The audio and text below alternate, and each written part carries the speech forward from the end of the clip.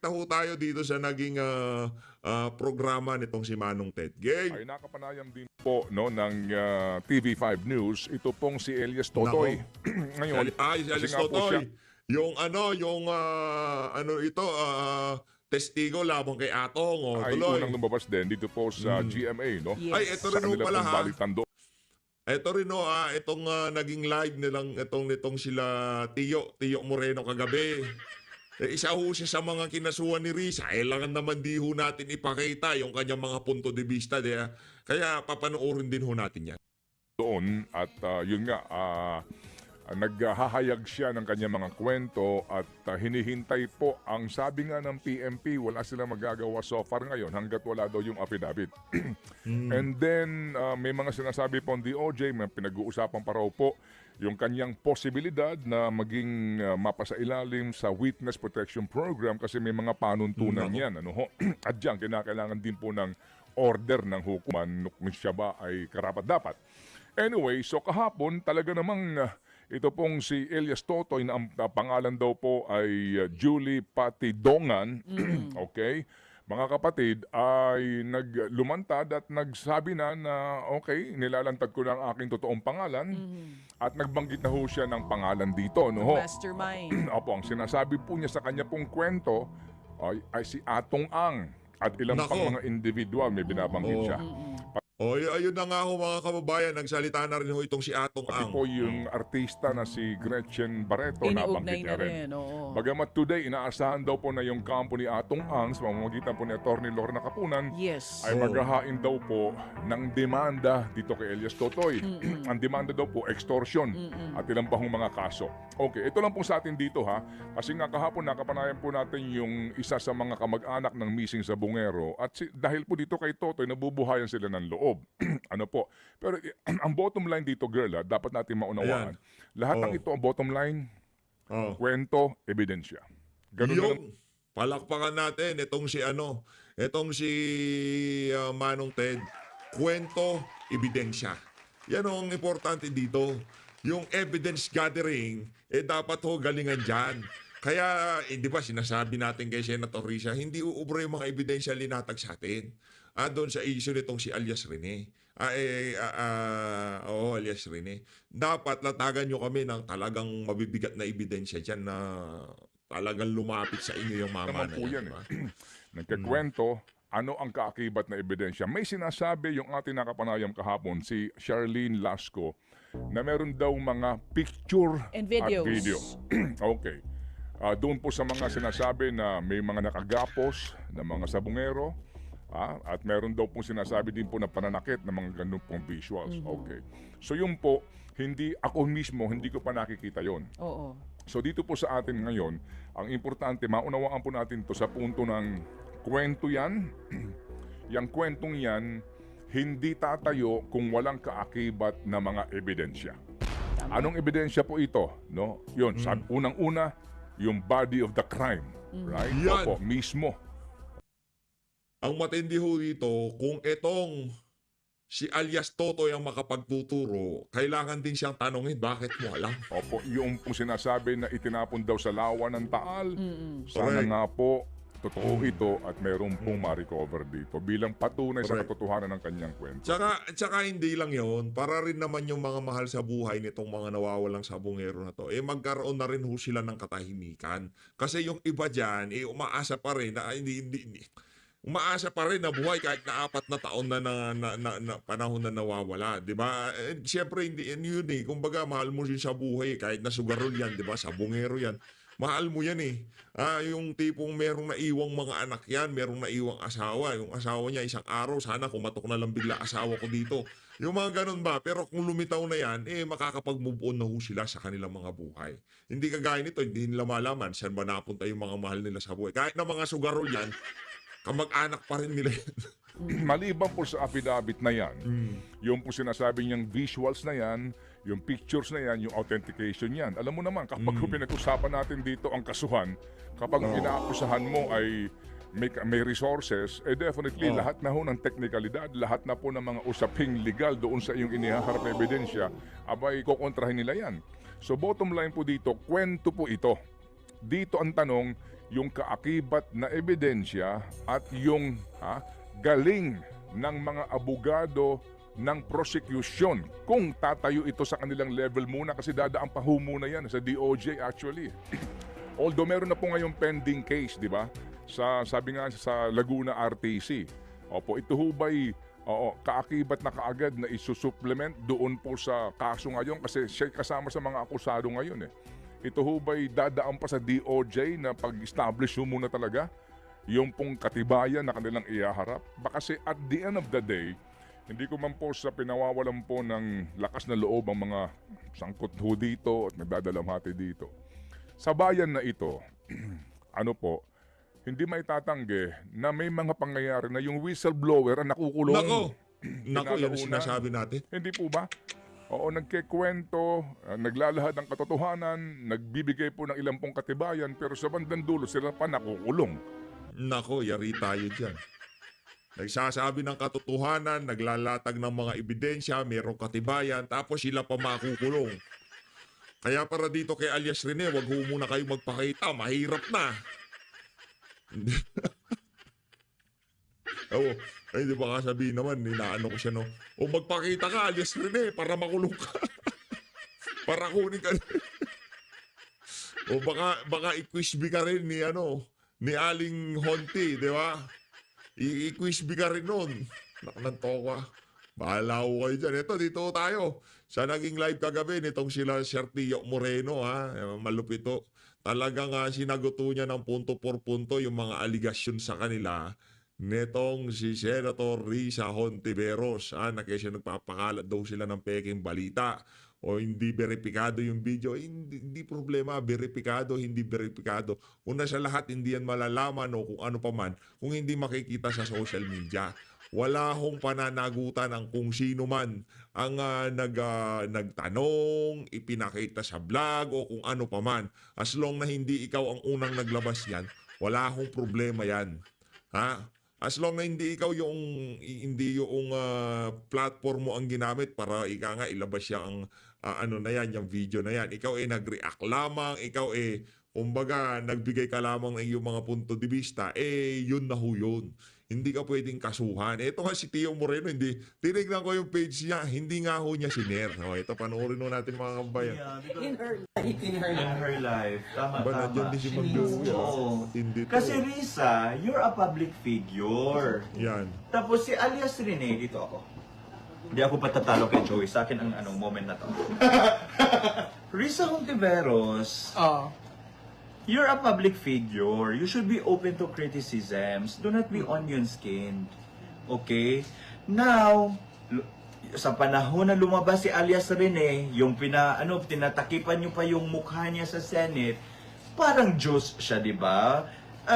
You treated him as someone na siya lang yung humahawak ng facts. Someone na may monopolyo ng katotohanan. Dinidismiss mo yung arguments or yung ng mga tao, ng mga KOJC members na nagsasabing lahat ng sinasabi ni alias Rene ay hindi katotohanan. Fake news yun. Pero anong sinabi mo? Paniwalaan natin si alias Rene. Now na lumabas si alias Rene and he told us about what you did, that you bribed him 500,000, an additional 500,000 if he includes Dutertes. Bongo Duterte, and sino pa yun? No, Duterte. So Dutertes, so naging 1,012,000 per information na ibibigay, sasabihin mong fake news. Now, okay, sige, if fake news lahat yung sinasabi ni Rene, paano naging hindi fake news yung mga sinasabi niya sa Senate? Nako. Logic lang yan. Logic So lang that yan. is where the criticisms come from. And I don't understand the fact, Risa Tanas, na you are filing cyber libel cases to people Ang nangyari dito kay Ma'am Joey, parang nanabasa. who only reacted and formulated their opinions based on the narratives peddled by your star witness. Or maybe nasaktan ka talaga because star witness mo yun eh. Naging bastion of truth mo yun. Naging figure of katotohanan mo yun. Pero ngayon na bumaliktad, wala na. She was shoving down our throat. Yung our throat nung nagsasalita yung nagsasalita yung mga witnesses niya. Tapos ngayon na bumaligtad, biglang hindi kasi nagigets ni Rize. Ang question dito, bakit ka tinalikuran ng witness mo? Regardless regardless whether totoong binayaran mo yan, or kung binayaran man yan ng Duterte side, Pastor Tibuloy, or whatsoever, hindi yun yung question eh. Kasi that's going to be proven through through hard evidence. Okay. Sa ngayon hindi natin mapapatunayan kung sino ang nagbayad, kung sino. Even yung sa claim ni alias Rene, ni Michael Morillo. But the undeniable fact, Risa Ontiveros, makinig ka. The undeniable fact is tinalikuran ka ng witness mo na talagang ginamit mo at talagang binandera mo at pinalulun mo sa aming mga throat na totoo ang sinasabi niya. Bakit ngayon iba na yung sinasabi niya? Exactly. Correct. We have a problem, Houston. Tapos, remind lang kita, Risa Hontiveros ha, just in case yung mga PR mo na mga bobo rin naman, kung nakikinig kayo, December 13, 2022, press release ng Senate. Risa Hontiveros, you want to file a bill to decriminalize libel. Yeah, that's Nako. true. And now you are weaponizing that to silence your critics. Weird, no? Weird, no? Ang plastic mo. Hindi ko maintindihan kung anong klaseng utak meron ka. Ulitin natin. Matindi yun ah. Ulitin Kasi natin. silence to file a bill. Game. December 13, 2022, press release ng Senate. Nako. Risa Hontiveros, you want to file a bill to decriminalize libel. Yeah, Nako. that's true. And now you are weaponizing that to silence your critics. Weird, no? Weird, no? Ang plastic mo. Hindi ko Senator Risa, ang plastic mo. Bakit mo nga naman ginagawa yung mga kabalbalan na yan? Di ba? Gusto mo palang i-decriminalize ang libel, tapos ngayon, maghahain ka ng ganyan.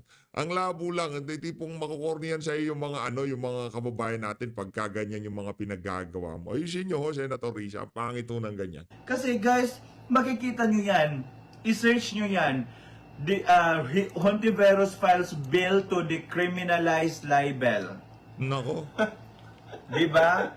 Gusto niyang i-decriminalize yung libel because siya yung gawa ng gawa at Because that she time. believes that she believes in free speech. Ibig sabihin, she should be unhampered, not limited in whatever it is that she's saying when it comes to criticizing the administration, the government, di ba? Correct. Yun yung gusto mong mangyari. But what happened now? I mean, Ano na ngayon? So clearly, you are weaponizing the law because you have the budget. Now, since you have the budget, you are legally harassing your critics for them to be silent. And yan, Risa Hontiveros, ang panawagan ko sa'yo is, may mga bagay talaga na hindi nadadala sa index card. Okay? May mga bagay na kailangan ng common sense, may mga bagay na kailangan mong pag-isipan na ikaw mismo. Hindi yung may nagdidikta sa'yo on what to do. I know. Sa PR na perspective, what she is currently doing is a damage control. Gusto niya i-control yung narrative because nga, damage na siya. May na sa kanya. Wala na. make it appear that Ayun. she's committed doon sa intention Oo. niya to pin down Pastor Tapos, Tiboy, ganyan. correct. Tapos, ang isa pang punto dito, Risa Hontiveros, bakit ang tinarget mo lang for your cyber libel cases ay mga pro-Duterte supporters? Si Attorney Libayan kasama. Si Atty. Libayan. Why are you not filing cases sa mainstream media na sila mismo ang unang nabudbud? Yeah, oo. Diyos ko, Lord. Sabihan mo yung mga researcher mo, Risa. Mainstream media, sila yung nag-legitimize ng issue na yan because they covered alias Rene. Correct. Ginamit nila. At magpasalamat ka din sa mainstream media because despite having a shallow statement about it, they covered your statement, your defense. So bakit walang cyber libel sa mainstream media? 'Di ba? That's one question. Second question is this. Bakit hindi mo filan yung mga lawyers na nagsasabi who have this planting witnesses? Yeah.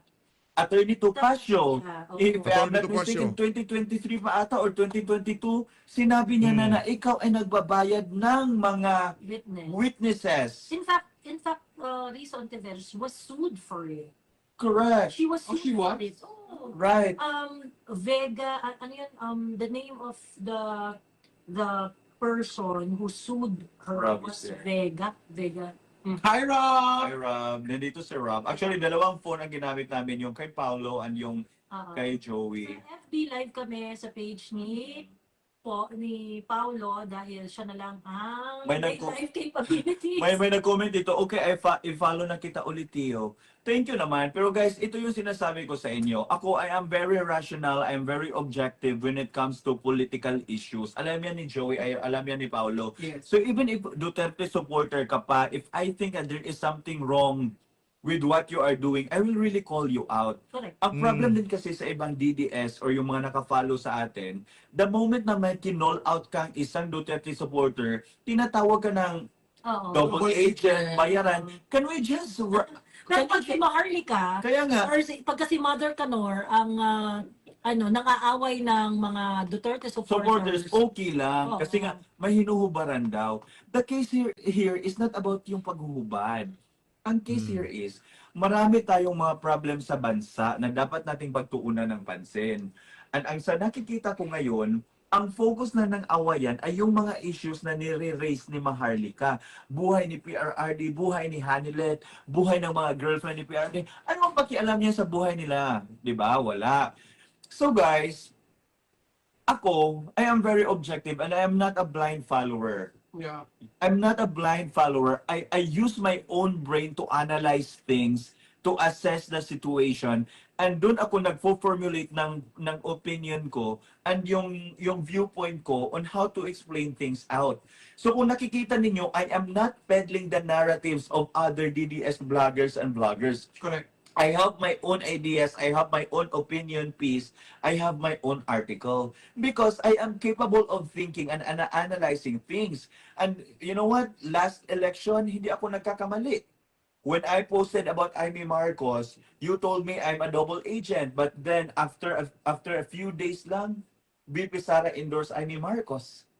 Pero ano lang, Tino, Di ba? ang weird lang na parang sa dami-dami naman nag-share noon, nagbigay ng opinion and all. Bakit kayo lang Targeted nga. targeted? It's a targeted harassment. You know what, guys? Legal harassment. When we say legal harassment, the person is using the current legal framework to harass an individual for them to keep silent. Di ba? Yeah. Kasi nga, guys, kung for example, for an ordinary person na hindi sanay nakakatanggap ng sabina or ng summon, Natatakot. matatakot yan, Nakabahan. hysterical correct. yan, and mag-anxiety yan. Tama ganyan. naman, tama mo yan. Pero tama for yan. some people who understand the law and who know how to navigate the law, easy lang yan.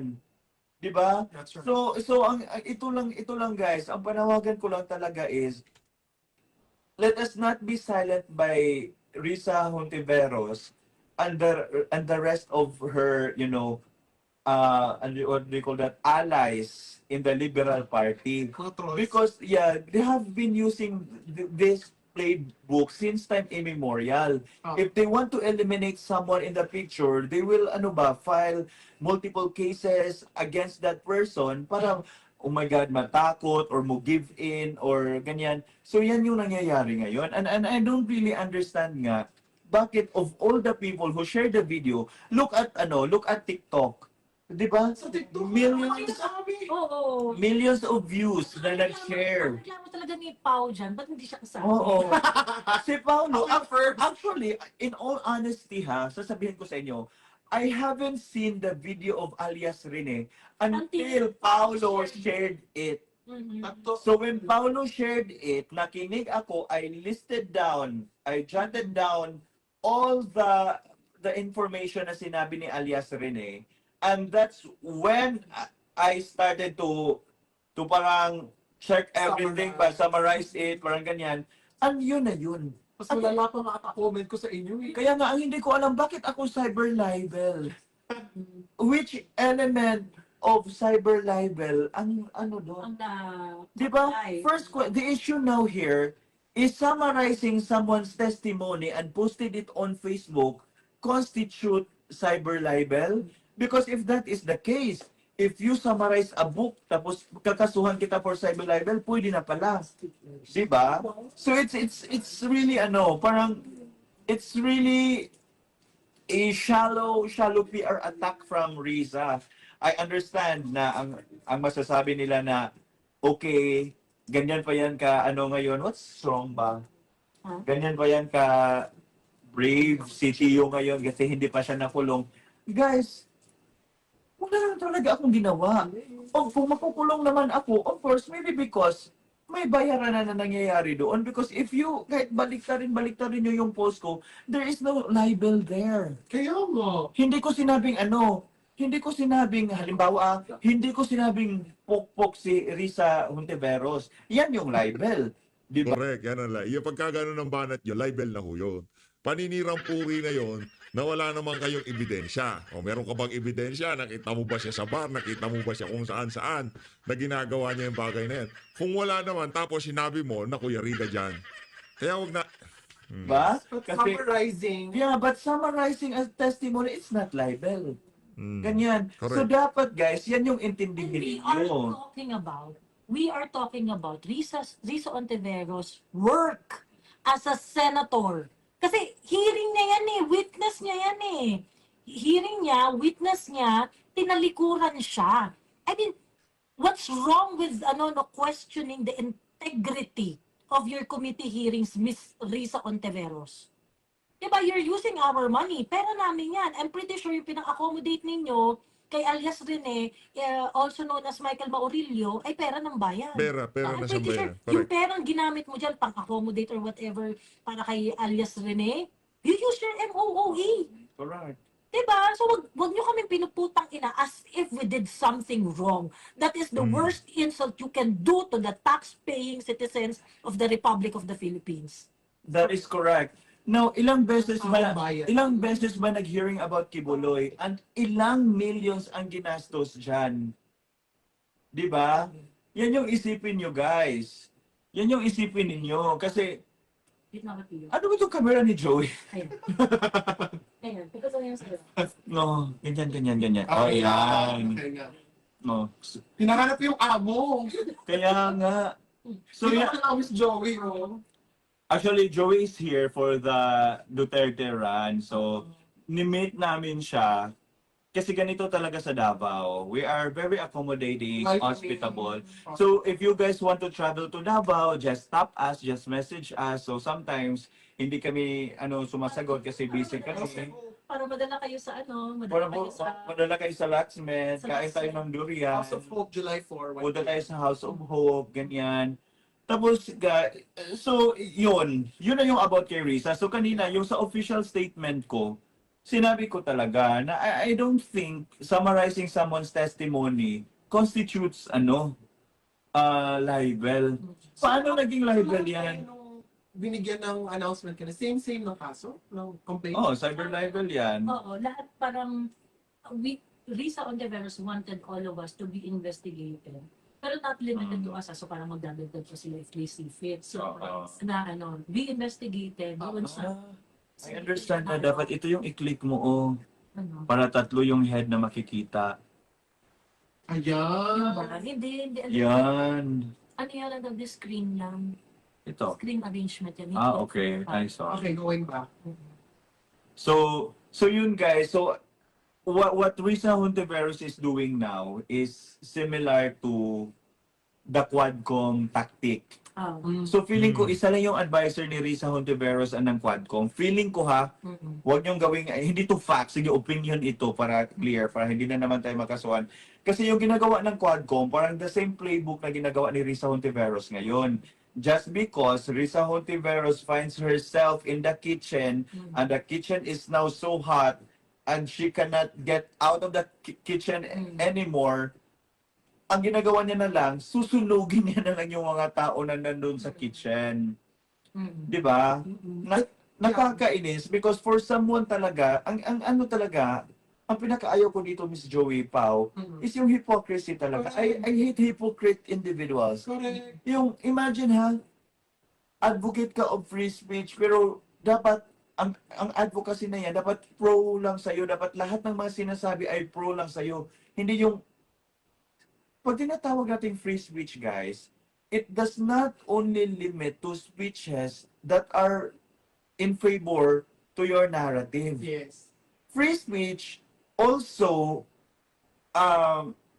constitutes speeches that are not aligned to your beliefs or to your narratives. So, for example, pag sinabi mong, maganda si Risa Hontiveros, that's free speech. Pag sinabi ko rin, pangit si Risa Hontiveros, that's free speech. Yan yung free speech. But, yes, somewhat It may be offensive. offensive, but that's still part of free speech. But still protected Now, speech. if people argue na it's not it's limited, it's not absolute, it's true. Because nga, there are legal frameworks ngayon na sinusunod natin, but there are elements that must be followed. Kaya may libel, may slander. Because if you're only stating facts, di ba? Halimbawa, sinabi kong maganda si Pau, that's a statement of fact. Pag sinabi kong hindi makinis si Pau, that's no longer fact because nakikita nyo naman na sobrang kinis ni Paolo. Alagang locksmith yan, di ba? Locksmith Aesthetic Wellness Clinic. Yan. Oo. Galing sa neko eh. Di ba? Ganyan yun. Pero pag sinabi kong, matalino si Risa, hindi naman talaga siya matalino. It's debatable, but still, it's part of free speech. Ganyan. Hindi yung, magnanakaw si Duterte, mamamatay tao, si VP Sara, Inday Lustay. Bakit pa pala hindi sila nakasuhan sa mga Kaya nga, Fiona, si Inday Sara, ganyan. Di ba? Sinabi nyo, we are saying this because this is part of our freedom of speech and expression. But now that there are Duterte supporters telling the same things to the politicians or to the figures that these people are worshipping, automatically hindi na free speech. That's already a selective clamor. Oo nga. That kind of fulmination is something that I really abhor because I find it so cringe. Ang arte-arte ko naman. Yes, ang arte na rin. Ang arte, it really cringes me to hear such a statement, especially coming from people who have, not so pleasing personality. Maintindihan ko pa sana kung maganda, pogi, or ganyan, or may muscle, o ganyan-ganyan. O, di ba? Alagang Arcadia yan. Ang V-line. Ang V-line. Ito. Alagang Laxmed yan. Pero may time siya magpaganda. Ang ganda niya kanina. Oo, in fairness. Marami siyang pera eh. Marami siyang nalikom sa mga hearings niya. Chares! Joke lang, Risa. Basa muna ako dito kay Paolo na Sorry guys, medyo red talaga yung ko kasi galing ako sa derma, nagka-allergic reaction yung mukha ko. Can you file a counter cyber libel case against Honte since she names open personal as ready pages? Hindi po. Pwede naman po, pero may big chance na hindi mananalo because again, yan siya eh. Putang ina. Can you file a counter cyber libel? I think different case, not necessarily cyber. Cyber libel. I believe there would be available remedy for us. But ang kasi doon, is it worth it? Kung kunwari nagaganti kami, is it worth it? I'm not saying no. Pwede ba sila Aldo? I'm not saying that Sila Aldo. I'm not Invite saying na. that we should do it. Ganon. Ay, hindi ba? Akitin na lang natin dito. Ay, oo nga. Oo, Bakit? Ibigay mo yung link. Hello guys, thank you na nandito pa. Hello, thank you sa mga nag-send ng stars kay Paolo. Thank you. You send more guys. Uy, tulungan din natin si Paolo dahil ginagamit niya yan sa mga charity works. Kasi hindi ako nahiya because there is really a cause.